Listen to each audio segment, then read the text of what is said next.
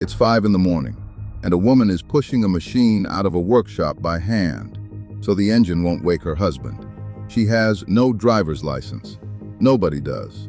They don't exist yet. She has 2 teenage sons, a note left on the kitchen table, and a vehicle that has never traveled farther than a few blocks.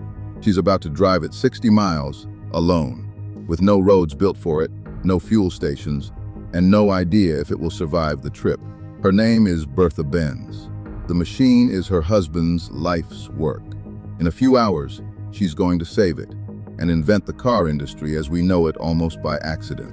But this story doesn't start with her. It starts 17 years earlier, with a broke engineer everyone thought was wasting his life. Karl Benz was 27 when he opened his first workshop in Mannheim, Germany, in 1871. His business partner turned out to be useless. The company nearly collapsed in its first year, and the courts seized their tools. Benz was almost out before he'd started.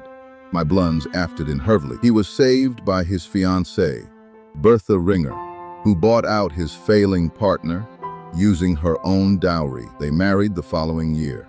She had just bought her way into a company that made nothing but debt. Benz spent his profits, what little there were, on a private obsession, building an engine that didn't need a horse. Almost nobody thought that was a business.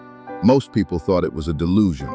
In the winter of 1875, while Bertha was pregnant with their third child, bailiffs emptied their workshop because they couldn't pay what they owed. She kept backing him anyway. Sterling leased. For years, that's all this was. Debt, seized equipment, and a man tinkering with engines in whatever space they had left.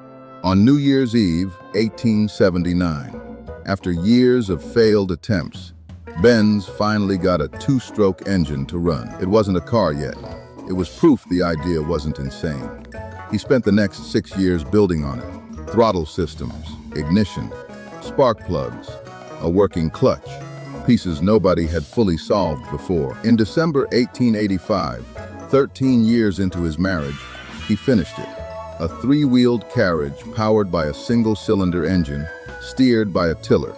It produced less power than a modern lawnmower. On January 29, 1886, he filed the patent, number 37435, the birth certificate of the automobile.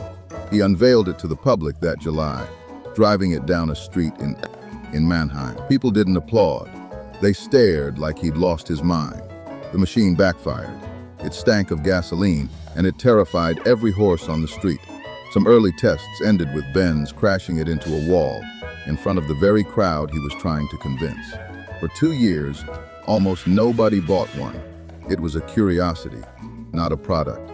Karl Benz had built a working automobile, and the world simply shrugged. In August 1888, Bertha Benz decided her husband's invention needed one thing he could never give it: proof, in public, that it actually worked. So early one morning, without telling him, she woke her 2 sons, Richard and Eugen, and quietly pushed the car out of the workshop. She left a note on the table. Then she started the engine and drove toward her mother's house in Pforzheim, 60 miles away. No one had ever driven that far. There were no gas stations. There were no paved roads built for a car. There was no plan for what to do if it broke. It broke almost immediately. A fuel line clogged, and Bertha cleared it with a hairpin from her own hair.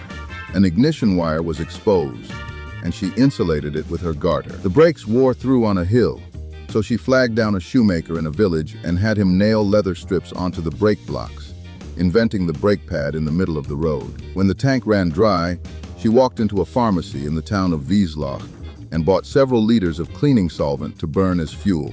That pharmacy is still recognized today as the first gas station in the history of the automobile. She pushed the car up the steepest hills by hand, with her sons behind her, while strangers stopped and stared at the machine rattling down the road.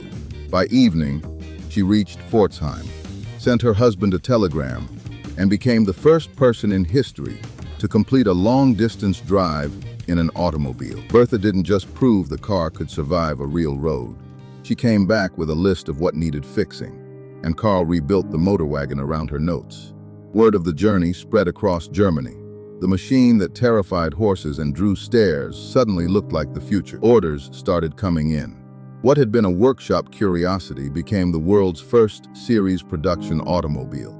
Karl Benz company would go on to become part of what we now know as Mercedes-Benz. Every highway, every road trip, every car and every driveway on Earth traces back to one broke engineer who wouldn't quit, and one woman who didn't ask permission to prove he was right.